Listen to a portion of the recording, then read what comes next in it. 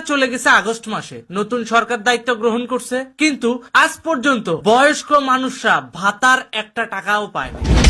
বয়স্ক ভাতার টাকাগুলা কই গেল? সরকার তো বাজেট করে দিয়ে গেছিল যাওয়ার আগে। জুন জুলাই মাসে এই যে বাজেটের টাকাগুলা বয়স্ক ভাতা বাবদ, গর্ভবতী নারীদের ভাতা বাবদ যে টাকাগুলা বরাদ্দ দিয়ে গেছে, কোথায় সেই টাকা?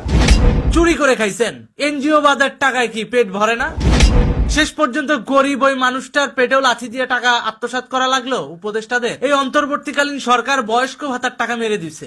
এই অন্তর্বর্তীকালীন সরকার গর্ভবতী নারীদের যে ভাতা, প্রাপ্য ভাতা, ন্যায্য ভাতা, সেই ভাতার টাকা মেরে দিছে। বাংলাদেশে 5ই আগস্টের পরে বাজেটের টাকাগুলো কি হাওয়া হয়ে গেছে? কোথায় এই বাজেটের টাকাগুলো কারা আত্মসাৎ করেছে, কোন দেশে গেছে, এই প্রত্যেকটা হিসাব পুঙ্খানু ভাবে অন্তর্বর্তীকালীন সরকারকে দিতে হবে। খালি জাতির উদ্দেশ্যে ভাষণ দিয়া দুইটা স্বপ্ন দেখানোর কথা বলে এই দেশের এই সংস্কার হয়েছে, ওই দেশের ওই সংস্কার হয়েছে, বাংলাদেশের এই জায়গায় এই করতে হবে, এই জায়গায় এই করব, এই ধরনের টেন্ডেন্সি মাথার থেকে ঝেড়ে ফেলেন।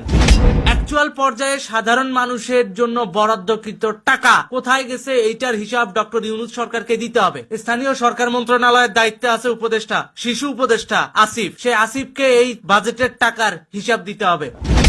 বিগত 3 মাস যাবত যে বয়স্ক মানুষগুলা বয়স্ক ভাতার টাকা পাচ্ছে না, এই শীতের মধ্যে তারা একটা কম্বল পর্যন্ত কিনতে পারতেছে না, এই মানুষগুলা কোন পরিস্থিতিতে দিন পার করছে, একটাবারও কি কোনো উপদেষ্টা, একটাবারও কি কোনো মন্ত্রণালয়ের দায়িত্বে যে উপদেষ্টারা রয়েছেন একটাবার গিয়ে দেখেছেন যে এই মানুষগুলো কিভাবে চলতেছে, কিভাবে দিন কাটাচ্ছে এই গরিব মানুষগুলো? কেউ দেখেন নাই। বরং 200 টাকার কম্বল বিতরণ করতে যায় 20,000 টাকার হেলিকপ্টার ভাড়া নিচ্ছেন।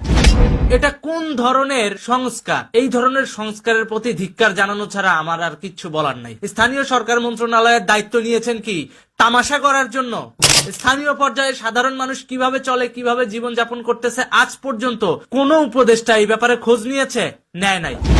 ইভেন ইউনিয়ন পর্যায়ে সাধারণ মানুষ কিভাবে চলতেছে, টিসিবির কিছু কিছু জায়গায় পণ্য দেওয়া হচ্ছে ইউনিয়ন পর্যায়ে, এটা ঠিক আছে, কিন্তু ম্যাক্সিমাম পর্যায়ে বয়স্ক ভাতা, গর্ভবতী নারীদের জন্য যে ভাতা, বিধবাদের জন্য যে ভাতা, এই ভাতার টাকাগুলো বরাদ্দ করা হচ্ছে না কেন?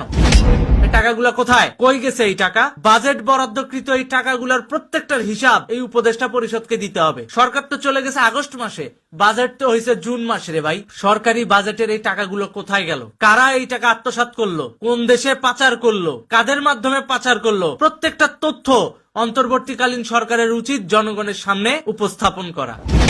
কোথায় এই টাকাগুলো? রাহাত ফতে আলী খানের কনসার্টে ব্যয় করছেন? আরে ভাই, আমার দেশের